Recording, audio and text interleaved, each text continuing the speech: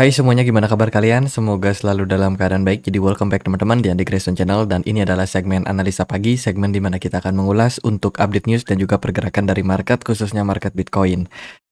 Teman-teman, hari ini kita berada di tanggal 14 April 2024. Kondisi dari market Bitcoin sedang mendapatkan pressure menjelang penutupan time frame daily di perdagangan hari Minggu ini, teman-teman, di mana Bitcoin sudah turun ke level 62 ribuan something. Pergerakan Bitcoin masih dalam tekanan jual, ya, disebabkan karena beberapa sentimen negatif dari makroekonomi dan juga geopolitik yang cukup rame kemarin, teman-teman.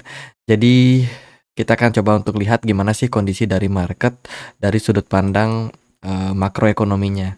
Teman-teman, sebagai tambahan informasi, Bitcoin menjelang fase halving ya di tanggal 20 April 2024, ya kurang lebih 5-6 hari lagi, teman-teman, di mana kalau kita melihat secara historical, pasti teman-teman sudah melihat banyak data di mana ketika Bitcoin menjelang halving, memang wajar banget terjadi fase penurunan.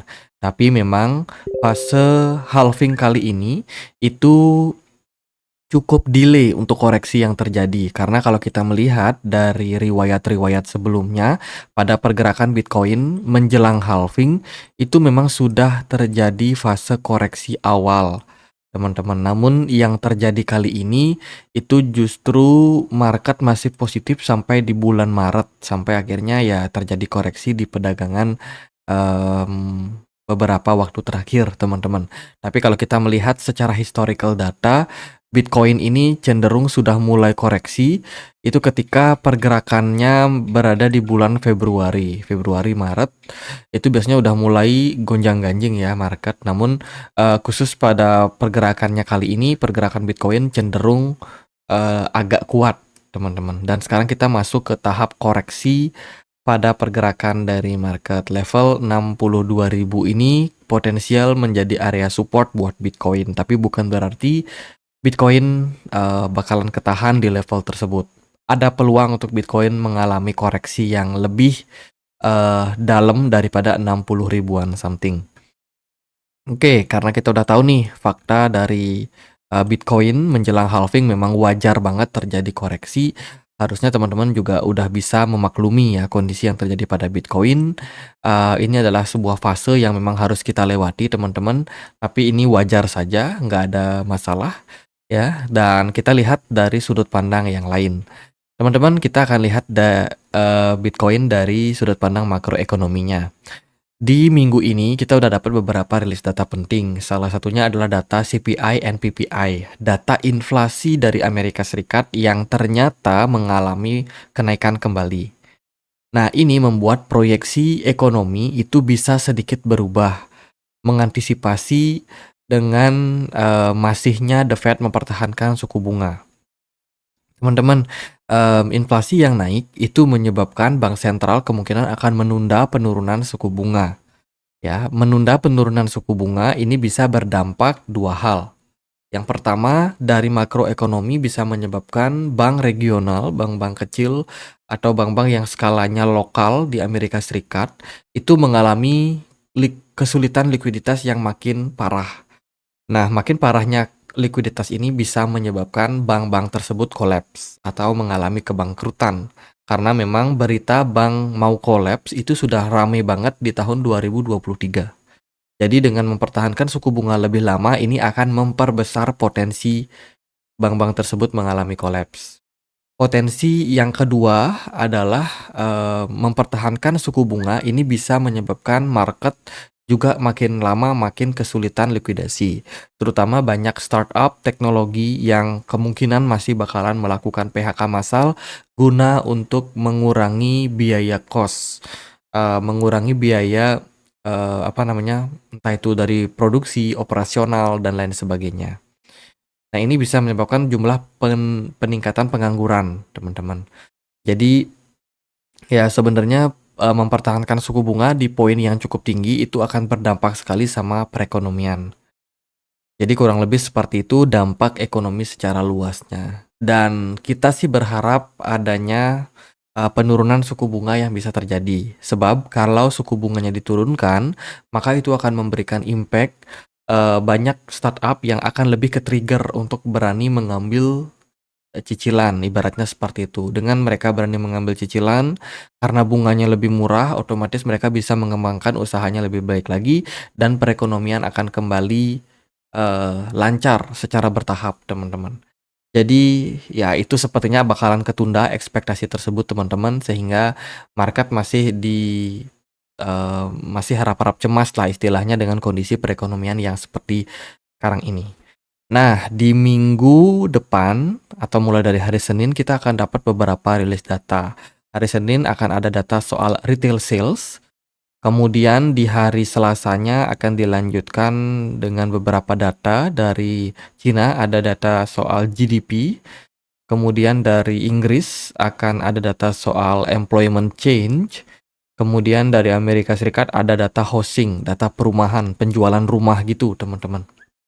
Kemudian hari Selasa ini juga akan ada Eurogroup meeting yang mungkin membahas tentang perekonomian saat ini untuk zona Uni Eropa. Di hari Rabu akan ada rilis data terkait dengan CPI and PPI dari Inggris dan juga Uni Eropa. Ini mungkin akan memberikan impact secara tidak langsung terhadap market, terutama forex ya. Kemudian juga akan ada data soal rilis crude oil inventory Amerika Serikat. Di hari Kamis akan ada FOMC member yaitu Mester yang akan speech. Kemudian Bowman juga bakalan speech. Kemudian akan dilanjutkan oleh data soal initial jobless claim dari Amerika Serikat serta data Philadelphia Fed Manufacturing Index. Di hari Jumatnya akan ada data soal core retail sales dari Inggris. Ya, itu sih teman-teman beberapa rilis data yang akan kita dapatin di minggu depan ini. Nah, kondisi dari suku bunga yang masih tinggi serta inflasi yang naik, ini ternyata diperburuk oleh kondisi perang yang ada di Timur Tengah. Baru aja berita ya kemarin cukup jadi headline di mana Iran dikabarkan memberikan ancaman untuk menyerang Israel. Dan sampai saat ini belum ada berita resminya terkait dengan apakah Iran sudah berhasil melakukan serangan. Memang beberapa ada yang posting video serangan gitu ya teman-teman. Cuman video-video tersebut tidak valid. Ya, video tersebut banyak yang kayak video perang di negara lain atau di waktu yang lain itu dibikin seolah-olah video tersebut adalah serangan dari Iran, teman-teman. Jadi masih menunggu adanya kabar resmi terkait dengan serangan yang terjadi. Nah, apapun itu, apakah serangannya sudah terjadi ataupun belum, impact atau efek daripada berita tersebut itu bikin market juga galau, teman-teman. Kenapa demikian? Karena yang namanya perang itu selalu berhubungan sentimennya dengan energi.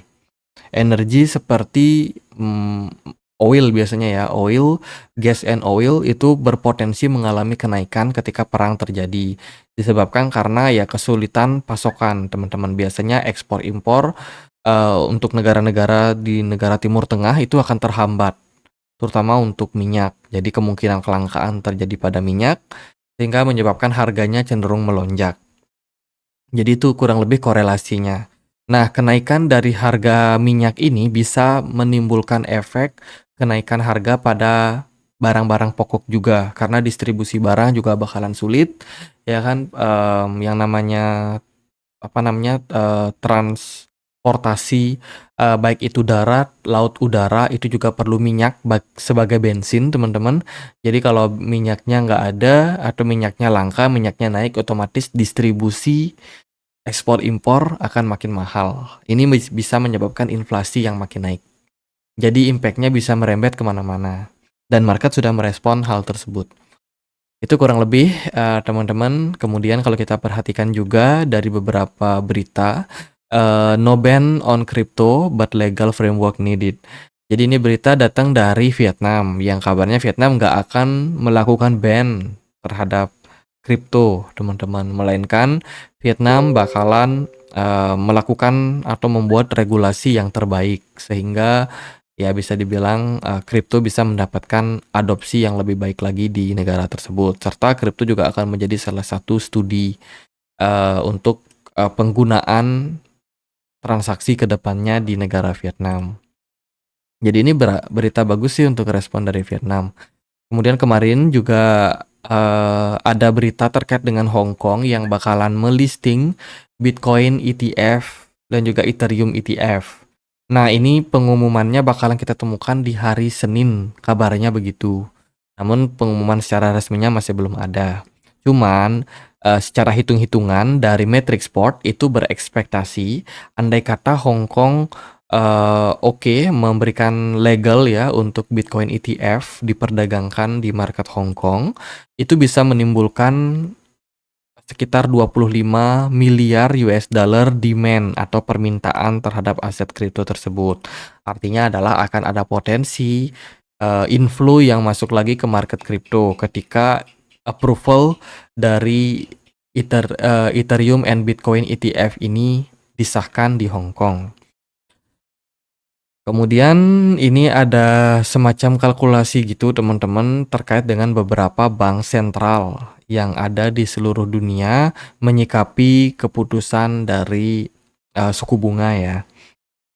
Jadi bank-bank sentral tersebut berharap ini beberapa momen teman-teman di tahun 2024 ya tentang cut rate yang sepertinya bakalan kena tunda panjang disebabkan karena kondisi inflasi yang masih cenderung tinggi. Nah, beberapa bank tersebut ada Bank of America, Barclays, BNPP, Citigroup, Dutch Bank, Evercore, kemudian Goldman Sachs, HSBC, JP Morgan, dan kawan-kawannya itu memprediksi The Fed bakalan melakukan penurunan suku bunga di tahun ini. Beberapa bank bahkan memprediksi akan ada penurunan sampai 5 kali suku bunga atau sampai 125 basis point di tahun 2024 dan kayaknya ini makin nggak realistis teman-teman karena kalau kita melihat secara fakta suku bunganya bahkan mengalami kenaikan dan dari forecast ini prediksi paling banyak itu The Fed mulai memangkas suku bunga di bulan Juni tapi kelihatannya sih bakalan kena tunda panjang teman-teman bahkan bisa sampai di bulan Oktober Agustus Oktober kemungkinan baru bakalan terjadi penurunan. Itu pun kalau inflasinya turun dan kita terancam hanya turun sekitar 25 basis poin di akhir tahun 2024 ini karena inflasi yang masih cenderung tinggi. Oke, itu narasi-narasi yang bisa menjadi narasi negatif ya yang memberikan impact terhadap market. Lalu gimana nih kondisi dari pergerakan Bitcoin? Apakah Bitcoin masih interesting apa enggak untuk saat ini? Kalau kita perhatikan, kita akan dapat closing time frame weekly besok ya. Kita tunggu aja kira-kira Bitcoin bakalan closing di level berapa. So far sih bergerak di kisaran level 61.700. Ada tekanan jual per video ini dibuat. Secara teknikal di time frame daily, pergerakan Bitcoin juga terlihat mulai breakdown dari symmetrical triangle yang terbentuk kemarin. Jadi ini adalah indikasi awal Bitcoin potensial untuk kembali melanjutkan tren penurunan. Beberapa level yang saya awasi yaitu potensial Bitcoin masuk ke blue zone ini ya. Jadi level tersebut ada di kisaran 57 ribuan sampai 52 ribuan. Itu adalah area gap yang potensial ketutup untuk Bitcoin ke depannya. Penurunan Bitcoin kali ini itu ditunjang oleh BTC Dominance yang kembali mengalami penguatan. Altcoin, sorry to say, kena pressure parah banget, teman-teman. Makin parah dari pressure yang terjadi kemarin. Altcoin rata-rata nyungsep belasan sampai puluhan persen di perdagangan atau per video ini dibuat. Manta bahkan turun sampai 1,5 dolar. Kemudian Algorand anjlok juga teman-teman, ini sudah turun sampai 0,15. AAV turun ke poin 75 dolar. Hedera, kemudian XRP pun koin yang sangat stabil tersebut itu turun sampai 18% di perdagangan hari ini yang menunjukkan bahwa tekanan jual, panic selling itu terjadi pada market. Jadi ya sabar aja teman-teman. Kalau dari saya pribadi udah merasakan bearish kemarin ya di beberapa bulan terakhir, beberapa tahun terakhir mulai dari 2021 sampai sekarang ada koreksi kayak gini ya memang udah wajar teman-teman. Jadi melihat penurunan puluhan persen itu udah Udah nggak kaget lagi ya teman-teman, tapi mungkin teman-teman yang baru masuk ke market kripto syok lihat penurunan Bitcoin yang bisa dalam. Jadi memang seperti itu market kripto, yang paling penting adalah latihan mental untuk saat ini, jadi sabar dulu aja, nggak perlu terlalu gerasa-gerusu teman-teman, asalkan teman-teman pegang koin dengan fundamental yang bagus, akan ada potensi untuk berbalik lagi. Memang kondisinya sekarang masih korektif, jadi jangan terlalu over panik kalau menurut saya.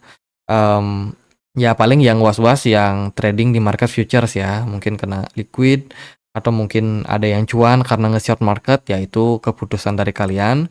Tapi kalau yang hold di market spot, saya rasa nggak ada yang perlu dikhawatirkan untuk saat ini. Jadi pada intinya secara teknikal Bitcoin potentially drop dari symmetrical triangle dan berarti indikasi penurunan lebih bisa saja terjadi pada Bitcoin dalam jangka waktu pendek. Jadi udah waktunya koreksi wajar. Manfaatkan momen-momen koreksi tersebut untuk melakukan akumulasi terhadap Bitcoin. Sebagai tambahan, kita akan coba untuk pakai Fibonacci retracement. Kita tarik dari all time high Bitcoin ke all time low. Di sini kita akan bisa menemukan beberapa level potensial sebagai Fibo 61,8, sebuah golden ratio yang sering sekali menjadi patokan teman-teman, yaitu ada di kisaran level 51.800-an sebagai Fibo 61,8 yang merupakan golden ratio. Level tersebut sedikit di bawah dari prediksi ataupun target saya ya, Bitcoin turun ke kisaran 57.000 sampai 52.000. Jadi masih ada potensial turun sampai ke 51.800 let's say, kalau memang tekanan jualnya lumayan ekstrim terhadap Bitcoin. Yang agak terpuruk sih tetap adalah altcoin, karena BTC dominance yang melompat lumayan signifikan. Oke gitu aja buat pembahasan kali ini biar nggak terlalu panjang. Apapun itu, keep calm teman-teman, jangan gerusa-gerusu juga. Kita yang udah di market lumayan adalah pengalaman, ya tentunya udah bisa mewajari hal tersebut. Cuman yang mungkin baru-baru masuk ke market, kalian mungkin butuh untuk dukungan mental ya, dukungan emosional gitu. Jadi selalu berhati-hati sama market. Kalau memang nggak kuat lihat chartnya, jangan dilihat dulu, off aja dulu bentar teman-teman. Ataupun yang mungkin teman-teman perlu untuk diskusi, kita punya komunitas diskusi juga di Telegram. Di sini teman-teman banyak yang sharing-sharing tentang berita, ada juga yang sharing airdrop, ada juga yang sharing koin-koin micin. Jadi ya untuk menambah perspektif kalian aja, kalian bisa sama-sama join dan belajar di komunitas kami. Gratis teman-teman, yang penting punya Telegram. Ya, jadi yang mau join linknya ada di kolom deskripsi video ini. Jadi gitu aja, dan akhir kata saya Andre, makasih.